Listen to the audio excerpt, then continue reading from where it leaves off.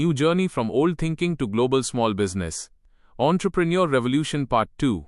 Imagine a small business owner sitting in their room.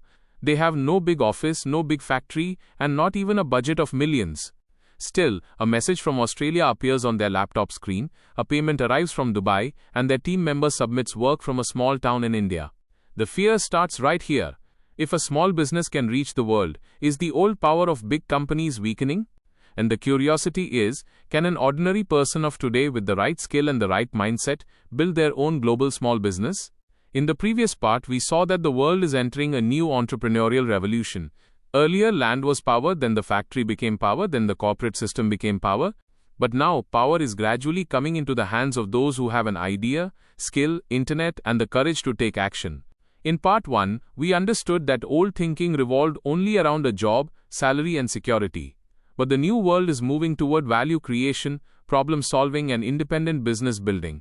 This very change is the real ground for Part 2. Because now an entrepreneur is not limited to just a local shop or a small office. Today, even a small business can become global. Daniel Priestley explains this very concept as global small business, meaning GSB. GSB means a small business whose size might be small, but its reach is not small. Its team might be small, but its market can be big. Previously, expanding a business required a new branch, a new city, a large staff, and heavy investment. But the internet has changed this formula. Now a website, a strong offer, a clear message, and the right digital system can take a small business to global customers. Think about it. Previously, a teacher could teach only the children of their own city. Today, that same teacher can make an online course and reach students in different countries. Previously, a designer looked for clients in the local market. Today, that same designer can work for foreign clients through international platforms and networks. Previously, a consultant had to travel to meet a client. Today, a whole deal can be closed through video calls, emails, and shared tools. This is the power of a global small business. The place can be small, but the opportunity is no longer bound by borders. But this does not mean that the world has become easy. Competition has also increased, customers' options have also increased, and building trust has become more necessary than ever before. A small business that works only on cheap prices will get tired quickly. But a business that chooses a clear identity and a niche audience can stand out. Niche means not trying to sell to everyone. Instead, serving a specific group so well that those very people become your identity. For example, making a health product for everyone is one thing. But making a product for women runners, vegetarian athletes, or busy office professionals is a different thing. When your message is specific, the customer feels that this product was made just for them. And this very feeling builds trust more than sales. Big companies often work for the mass market. Their message is broad, the process is fixed, and the customer often gets lost in the system. A small business can win here. It can listen to the customer's problem closely, make improvements quickly, and build relationships. In Part 1, we said that the biggest advantage of a small business is connection. In Part 2, this very connection works on a global scale. GSB is not global just for customers, but it is global for the team as well. Now, talented people are not searched for in just one city. A founder can be in India, the designer in the Philippines, the developer in Europe, and the customer in America. Everyone can run a business while working from different places. The remote work and freelance ecosystem have accelerated this change. Companies have started looking at talent not just by the distance from the office, but by skill and output. A small business gets the benefit of this. Instead of keeping a full-time large staff, they can work with the right experts for the right projects. But caution is necessary here too. Building a global team is not just about finding cheap labor. It is the art of building trust, communication, and clear systems. If expectations are not clear, payment discipline is not there, and respect is missing, then a remote team can also break quickly. A GSB owner has to understand that along with freedom comes responsibility. Without a system, freedom becomes chaos. Therefore, just passion is not enough in a global small business. You also need process, delivery, customer support, and financial discipline. Many people think that becoming an entrepreneur means just living your life your own way. But a real entrepreneur first makes the customer's life easy. When the customer gets value, only then the business owner gets freedom. Freedom is not the starting point of a business, it is the result. Here comes Daniel Priestley's second big idea, the entrepreneur sweet spot. This is exactly the place where your passion, skill, and market demand meet. Passion is that thing in which you have a natural interest. the work that increases your energy when you talk about it. Skill is that thing in which you are truly good or can become good. Just liking it is not enough, capability is also necessary. Market demand is the place where people are ready to pay money for your skill and solution. This is what separates a business from a hobby.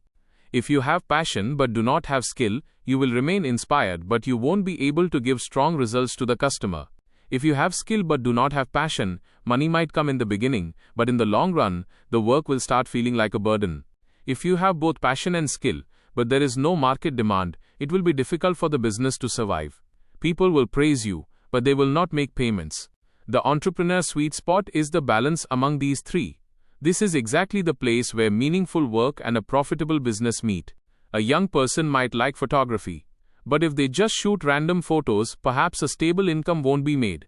But if that same person develops a skill in product photography, wedding storytelling, food brands or corporate shoots, then passion can turn into a business. Someone likes fitness, but just going to the gym is not a business. Fitness coaching, diet planning, an online community, or a program for a specific audience can become a business. Someone has an understanding of finance. If they start explaining cash flow to small business owners, give tax planning awareness, or build a budgeting system, then this can also become a GSB. Meaning, do not try to sell passion directly, find problems connected to your passion, then make practical solutions for those problems. Many people start a business after seeing a trend. Today AI is the trend, yesterday it was crypto, tomorrow some other trend will come. An opportunity can be found from a trend, but running only behind a trend is dangerous. Because as soon as the trend changes, your direction also changes. Passion keeps you standing during difficult days. When sales are slow, when people ignore you, when the first product fails, then passion lifts you back up. But do not make passion romantic. Passion has to be turned into discipline. You have to learn every day, improve every day, and understand the market every day. This is the biggest difference in the entrepreneurial world. The people who come only in excitement leave quickly. The people who build systems survive. To build a global small business, you will have to ask 3 questions over and over again. Whom am I helping? What is their real problem? How can I give them a better result than others? When the answer starts becoming clear, your message becomes sharp. A sharp message catches the customer's attention. Today, attention is very expensive in the world. Everyone wants to catch people through social media, ads, emails, and reels.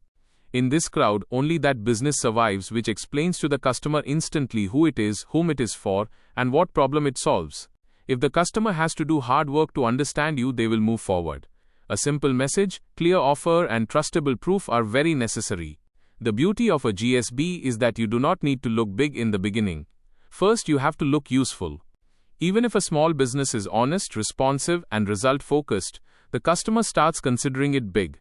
This is the reason small brands build a community.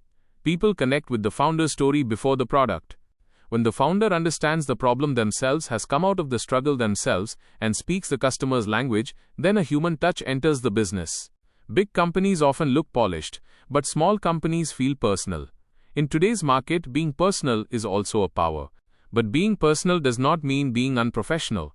A GSB will have to become a trustable brand, give clear promises, and fulfill them. Trust is built gradually in business. A timely delivery, an honest refund, a clear communication, and a consistent result are the bricks of trust. The entrepreneurs who feel that just going viral is success often forget depth. Viral can give attention, but only systems save a business. The real message of part 2 is just this: a small business is no longer forced to think small. It can be global, but it will have to be specific. You cannot be for everyone, but you can become very necessary for one right audience. This is the secret of a global small business. Small team, specific audience, strong connection, digital reach, and disciplined delivery. And this is the secret of the entrepreneur sweet spot. Passion gives you energy, skill gives you credibility, and market demand gives you income. When these 3 meet, then business does not remain just a way to earn money. It becomes a meeting point of the founder's identity, the customer's need, and the market's opportunity. But a big question still remains. If you have found your sweet spot, how do you change it into a business model? In the next part, we will understand this very thing: how an idea is tested in the market, how the customer's attention is won, and how a small business builds its first real momentum. If this video has taught you something new, or if you feel this information should reach more people, don't forget to like and share the video. Your small share can become valuable and useful information for someone else. If you have any questions related to this topic, or if you would like to share your opinion with us, be sure to write in the comment box. We read every question and suggestion from you, because your feedback inspires us to create better content. And if you want to keep receiving such interesting and reliable information about business, the economy, and the world in the future, then don't forget to subscribe to our channel GRT Business and also press the bell icon so that you get notifications of every new video directly. At GRT Business, we always strive to provide you with accurate, balanced, and reliable information.